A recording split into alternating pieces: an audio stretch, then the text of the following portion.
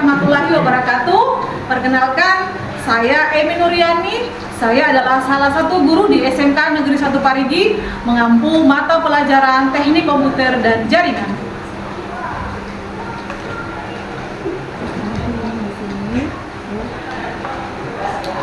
Dalam menyambut Hari Guru Nasional tahun 2024, izinkan saya berbagi inspirasi kepada para pendidik di Indonesia melalui praktik baik dari pembelajaran berdiferensiasi di kelas, yaitu meningkatkan kualitas pembelajaran produktif teknik komputer jaringan melalui diferensiasi.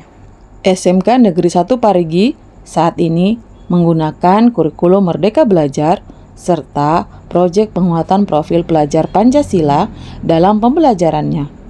Di kelas, kecenderungannya peserta didik memiliki motivasi belajar yang menurun. Hal ini dibuktikan dengan nilai hasil belajar yang rendah. Saya menerapkan pembelajaran yang berpihak pada murid, salah satunya dengan pembelajaran berdiferensiasi, yang digunakan untuk menumbuhkan dan memunculkan minat belajar peserta didik. Pembelajaran merupakan jantung dari proses pendidikan dan bertujuan untuk menumbuhkan perkembangan kemampuan peserta didik. Dalam konteks pendidikan vokasi, khususnya teknik komputer jaringan, kualitas pendidikan menjadi kunci untuk membantu siswa memperoleh keterampilan yang dibutuhkan dalam dunia kerja. Namun, seiring dengan semakin beragamnya kebutuhan dan karakteristik siswa, pendekatan pembelajaran yang bersifat beragam tidak lagi relevan. Pembelajaran berdiferensiasi memegang peranan penting dan bertujuan untuk memenuhi kebutuhan belajar setiap siswa sesuai dengan kemampuan, minat, dan gaya belajarnya. Pembelajaran produktif pada mata pelajaran teknik komputer jaringan yang menghubungkan langsung teori dan praktek memerlukan penanganan strategi yang meningkatkan partisipasi aktif dalam proses pembelajaran. Oleh karena itu, diferensiasi pembelajaran tidak hanya diperlukan tetapi juga merupakan strategi efektif untuk meningkatkan kualitas pembelajaran TKJ dalam berbagai aspek. Perbedaan kemampuan, minat, dan gaya belajar siswa menjadi tantangan terbesar ketika belajar di teknik komputer jaringan. Dalam satu kelas, beberapa siswa memahami konsep baru dengan cepat, sementara yang lain membutuhkan waktu yang lebih lama untuk memahami materi.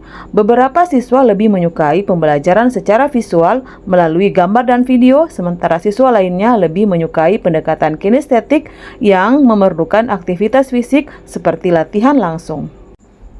Metode pembelajaran konvensional seringkali gagal mengapresiasi keberagaman ini sepenuhnya.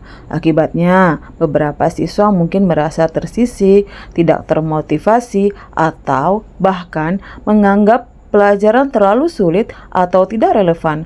Di sisi lain, siswa yang memahami konten lebih cepat seringkali merasa konten tersebut tidak terlalu sulit dan tidak membosankan. Hal ini memperlebar kesenjangan antara belajar siswa dan pada akhirnya berdampak pada kualitas pendidikan secara keseluruhan.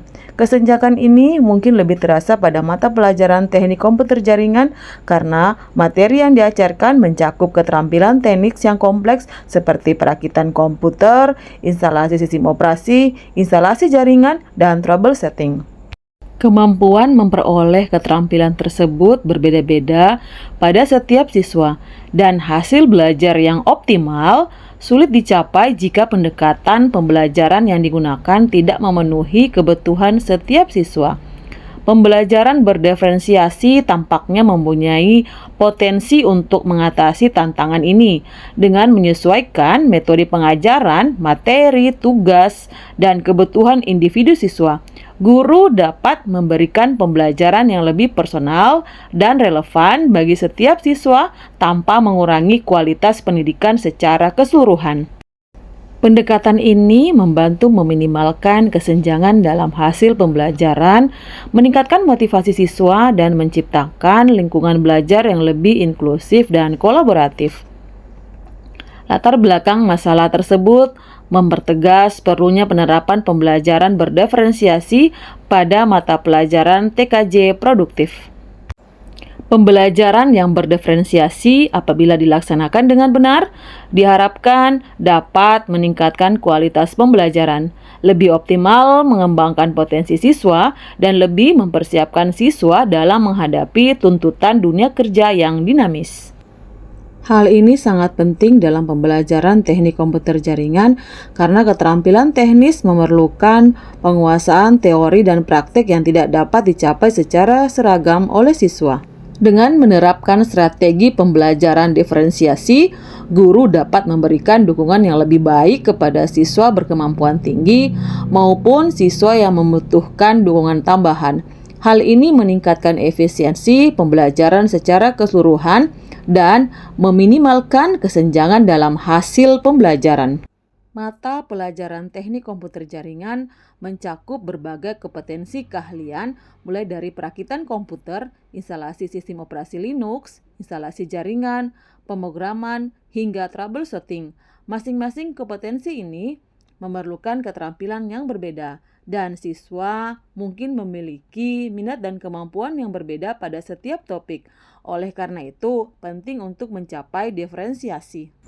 Diferensiasi konten memungkinkan guru memberikan materi pembelajaran berbeda yang disesuaikan dengan tingkat kemampuan siswa.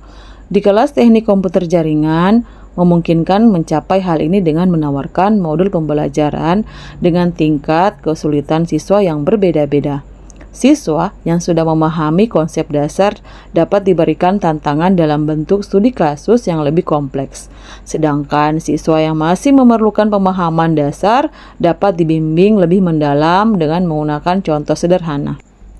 Diferensiasi proses dapat dimodifikasi sesuai dengan gaya belajar siswa.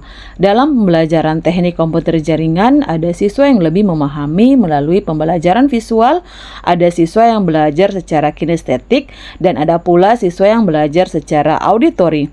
Guru menggunakan strategi pembelajaran berbasis proyek atau berbasis masalah untuk membantu siswa belajar sesuai dengan gaya masing-masing. Misalnya, siswa visual dapat menerima petunjuk langkah demi langkah atau bentuk infografis atau video tutorial dalam mempelajari cara melakukan instalasi kabel UTP. Siswa kinestetik dapat menjadi lebih mahir melalui praktek langsung di laboratorium, sementara siswa auditori dapat diberikan penjelasan verbal yang lebih rinci dalam diskusi kelompok. Diferensiasi produk adalah hasil akhir yang dicapai siswa setelah menyelesaikan suatu tugas tertentu. Siswa memiliki kemampuan untuk menunjukkan pemahaman mereka tentang diferensiasi produk dalam berbagai cara. Misalnya, untuk menilai pemahaman siswa tentang instalasi kabel UTP, beberapa siswa lebih suka membuat video tutorial, sementara yang lebih nyaman membuat laporan teknis atau diagram kabel jaringan. Dalam pembelajaran diferensiasi, baik guru maupun siswa mempunyai peran dan tanggung jawab unik yang penting untuk menjamin keberhasilan praktek. Yang pertama adalah peran dan tanggung jawab sebagai seorang guru. Sebagai fasilitator utama pembelajaran diferensiasi, guru bertanggung jawab untuk menciptakan dan mengelola lingkungan pembelajaran yang fleksibel dan inklusif. Sedangkan siswa juga berperan aktif dalam pembelajaran yang berdiferensiasi. Mereka tidak hanya menjadi penerima informasi, namun juga berperan sebagai pembelajar mandiri dan bertanggung jawab atas pembelajarannya sendiri. Meskipun diferensiasi memiliki banyak manfaat, namun tidak selalu mudah untuk saya terapkan. Tantangan yang sering saya hadapi yang pertama adalah keterbatasan waktu. Diperlukan waktu tambahan untuk menyiapkan materi pembelajaran yang berbeda untuk kelompok siswa yang berbeda. Solusinya adalah dengan memanfaatkan teknologi dan sumber belajar online seperti video tutorial dan modul online yang dapat disesuaikan dengan kebutuhan siswa.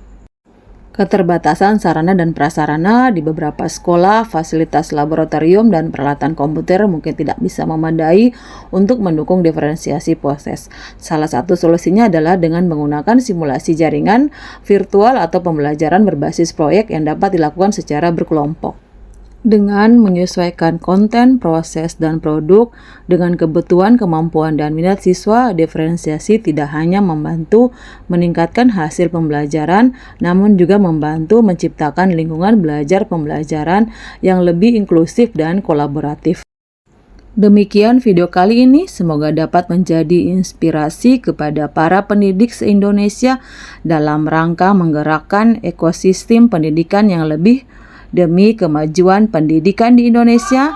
Selamat Hari Guru Nasional tahun 2024. Bergerak bersama, rayakan merdeka belajar. Wassalamualaikum warahmatullahi wabarakatuh.